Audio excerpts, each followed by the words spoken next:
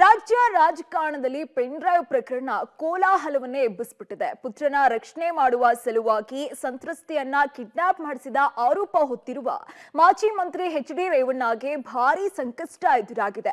ರೇವಣ್ಣ ಅವರನ್ನ 4 ದಿನ ಎಸ್ಐಟಿ ವಶಕ್ಕೆ ಒಪ್ಪಿಸಿ 17ನೇ ಎಸಿಎಂಎಂ ನ್ಯಾಯಾಧೀಶರು ಆದೇಶವನ್ನ ಹೊರಡಿಸಿದ್ದಾರೆ. ಹಾಗಾದ್ರೆ ರೇವಣ್ಣ ಅವರ ಕೇಸ್ನಲ್ಲಿ ಇವತ್ತೆಲ್ಲ ಏನೇನೆಲ್ಲ ಡೆವಲಪ್ಮೆಂಟ್ ಆಯ್ತು ಅದನ್ನೇ ತೋರಿಸ್ತೀವಿ ನೋಡಿ. ಕಿಡ್ನಾಪ್ ಕೇಸ್ನಲ್ಲಿ ರೇವಣ್ಣಗೆ ಬಿಗ್ ಶಾಕ್.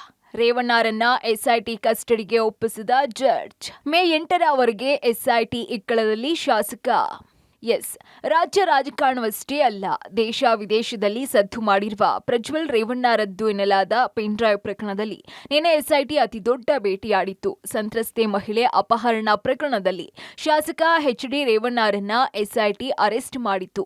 ಜನಪ್ರತಿನಿಧಿ ನ್ಯಾಯಾಲಯದಲ್ಲಿ ಜಾಮೀನು ಅರ್ಜಿ ತಿರಸ್ಕಾರವಾದ ಬೆನ್ನಲ್ಲೇ ಮಾಜಿ ಪ್ರಧಾನಿ ದೇವೇಗೌಡರ ಪದ್ಮನಾಭನಗರ ನಿವಾಸಕ್ಕೆ ತೆರಳಿ ಅಲ್ಲೇ ಎಸ್ಐಟಿ ಅಧಿಕಾರಿಗಳು ಬಂಧನ ಮಾಡಿದ್ರು. ಬಳಿಕ ಎಸ್ಐಟಿ ಕಚೇರಿಯಲ್ಲಿ ರೇವಣ್ಣ ಅವರನ್ನ ವಿಚಾರಣೆ ಮಾಡಿದ್ರು.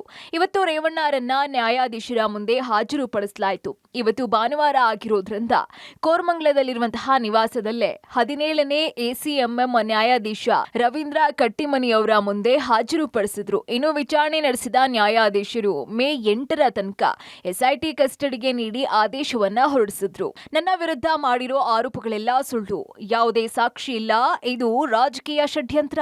ಎಸ್ಐಟಿ ಮುಂದೆ ಸಿಟ್ಟು ಹೊರ ಹಾಕಿದ ರೇವಣ್ಣ. ನ್ಯಾಯಾಧೀಶರ ಮುಂದೆ ಹಾಜರಾಗುವುದಕ್ಕೂ ಮುನ್ನ ರೇವಣ್ಣರನ್ನ ಬೌರಿಂಗ್ ಆಸ್ಪತ್ರೆಗೆ ವೈದ್ಯಕೀಯ ತಪಾಸಣೆಗೆ ಕರೆದೊಯ್ಯಲಾಗಿತ್ತು. ಬಿಪಿ, ಶುಗರ್, ಇಸಿಜಿ ಸೇರಿದಂತೆ ರೋಟೀನ್ ಚೆಕಪ್ ಮಾಡಲಾಯಿತು. ಆಸ್ಪತ್ರೆಗೆ ಆಗಮಿಸುವಾಗ ಎಚ್.ಡಿ. ರೇವಣ್ಣ ರಿಯಾಕ್ಟ್ ಮಾಡಿದ್ರು. ನನ್ನ ವಿರುದ್ಧ ಷಡ್ಯಂತ್ರ ಮಾಡಲಾಗಿದೆ, ಯಾವುದೇ ಪುರಾವೆಗಳಿಲ್ಲ, ಮುಂದೆ ಎಲ್ಲವನ್ನ ನಾನು ಬಿಚ್ಚಿಡ್ತೀನಿ ಅಂತ ಆಕ್ರೋಶಭರಿತವಾಗಿ ನುಡಿದ್ರು. 50 ವರ್ಷ ರಾಜಕೀಯದಲ್ಲಿ ಯಾವುದೇ ಅಪಾತೆ ಇಲ್ಲ.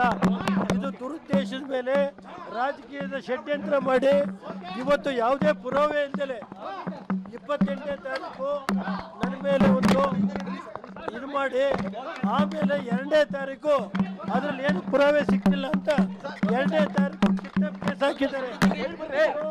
ರಾಜ್ಯದ ಇತಿಹಾಸದಲ್ಲಿ ರಾಜಕೀಯ ಷಡ್ಯಂತ್ರ ಎಲ್ಲ ಪೂರ್ತಿ ವಿಷಯ ಹೇಳ್ತೀನಿ. ಈಗೇನು ಇದನ್ನ ಎದುರಿಸೋ ಶಕ್ತಿ ಇದೆ. ಧರಧರನೆ ಎಳೆದೊಯ್ದ ಎಸ್ಐಟಿ ಅಧಿಕಾರಿಗಳು.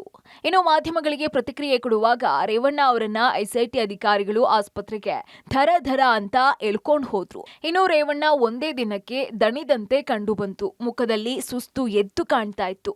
ಇನ್ನು ನಿನ್ನೆ ರಾತ್ರಿ ಎಸ್ಐಟಿ ಕಚೇರಿಯಲ್ಲಿಯೇ ಕಳೆದ ರೇವಣ್ಣ ಅವರನ್ನ ಬೆಳಿಗ್ಗೆಯಿಂದ ಮಧ್ಯಾಹ್ನದ ತನಕ ಎಸ್ಐಟಿ ಅಧಿಕಾರಿಗಳು ಪ್ರಾಥಮಿಕ ವಿಚಾರಣೆಗೆ ಒಳಪಡಿಸಿದ್ರು. ಆದ್ರೆ ಲೈಂಗಿಕ ದೌರ್ಜನ್ಯ ಮತ್ತು ಅಪಹರಣ ಕೇಸ್ಗೆ ಸಂಬಂಧಿಸಿದ ಪ್ರಶ್ನೆಗಳಿಗೆ ನನಗೇನು ಗೊತ್ತಿಲ್ಲ ಅಂತಾನೆ ರೇವಣ್ಣ ಉತ್ತರಿಸಿದ್ರು ಅಂತ ಹೇಳಲಾಗ್ತಿದೆ.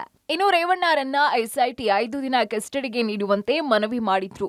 ಆದ್ರೆ ನ್ಯಾಯಾಧೀಶರು 4 ದಿನ ಕಸ್ಟಡಿಗೆ ನೀಡಿ ಆದೇಶವನ್ನ ಕೊಟ್ಟಿದ್ದಾರೆ.